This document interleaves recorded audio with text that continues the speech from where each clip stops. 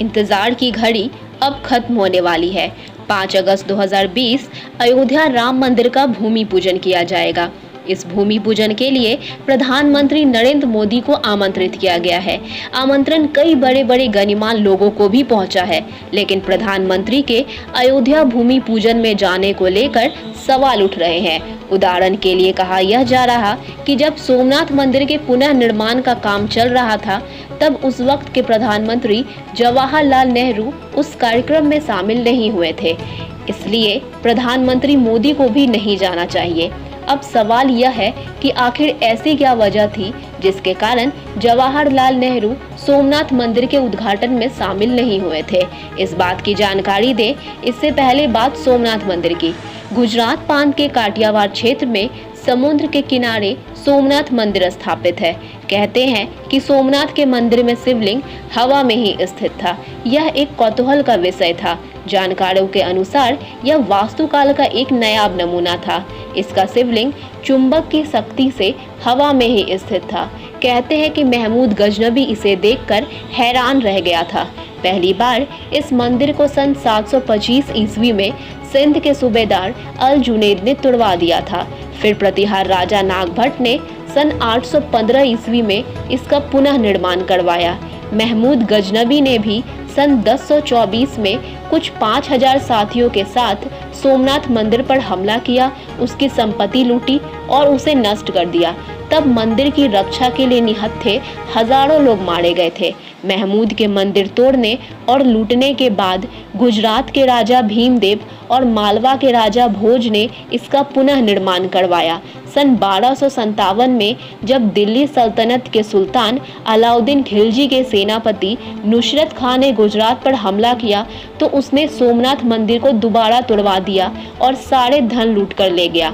मंदिर को फिर से हिंदू राजाओं ने बनवाया, लेकिन सन 1395 में गुजरात के सुल्तान मुजफ्फर शाह ने मंदिर को फिर से तुड़वाकर सारा चढ़ावा लूट लिया।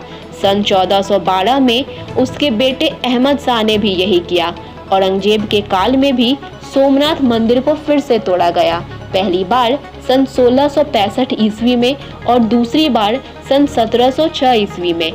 आज़ादी के बाद भारत के तत्कालीन उप प्रधानमंत्री सरदार वल्लभ भाई पटेल ने मंदिर के निर्माण का संकल्प लिया और कहा कि इस मंदिर का निर्माण कराया जाए, लेकिन यह बात जब जवाहरलाल नेहरू को पता चली तो उन्होंने इस बात पर रोक लगाते हुए कहा कि हमारी सरकार धर्मनिरपेक्ष रहेगी और इसलिए इस तरह के कार्य करने से गलत संदेश जाएगा। जब यह बात गांधी जी को बताई गई तो उनके द्वारा भी यही कहा गया कि मंदिर का निर्माण जनता के सहयोग से होना चाहिए, न कि सरकारी खजाने से लिया जाना चाहिए।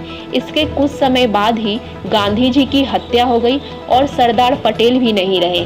तब मंदिर के निर्माण की जिम्मेदारी के.एम. मुंशी पर आ गई, जो नेहरू सरकार में खाद्य आपूर्ति मंत्री थे।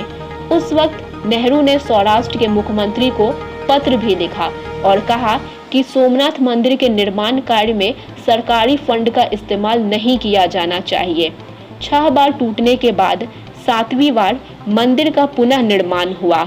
मई 1951 में के.एम. मुंशी के आमंत्रण पर भारत के पहले राष्ट्रपति राजेंद्र प्रसाद सोमनाथ मंदिर पहुंचे। हालांकि नेहरू ने राजेंद्र प्रसाद को वहां न जाने की सलाह दी थी और बाकायदा कैबिनेट से रोक भी लगवाई थी। उनका मानना था कि भारत एक धर्मनिरपेक्ष देश है और राष्ट्रपति के ऐसे किसी कार्यक्रम में जाने पर गलत संदेश जाएगा, लेकिन राजेंद्र प्रसाद ने उनकी बात नहीं मानी और सोमनाथ पहुंचे। राजेंद्र प्रसाद ने सोमनाथ में कहा, मैं एक हिंदू हूँ, लेकिन सारे धर्मों का आदर करता हूँ। कई मौकों पर चर्च, मस्जिद, दरगाह और गुरुद्वारा भी जाता हूँ। हालांकि नेहरू ने खुद को मंदिर के निर्माण कार्य से दूर रखा और अब इन्हीं बातों का उदाहरण देते हुए यह कहा जा रहा है कि प्रधानमंत्री मोदी को भी ऐसे किसी कार्यक्रम में शामिल नहीं होना चाहिए।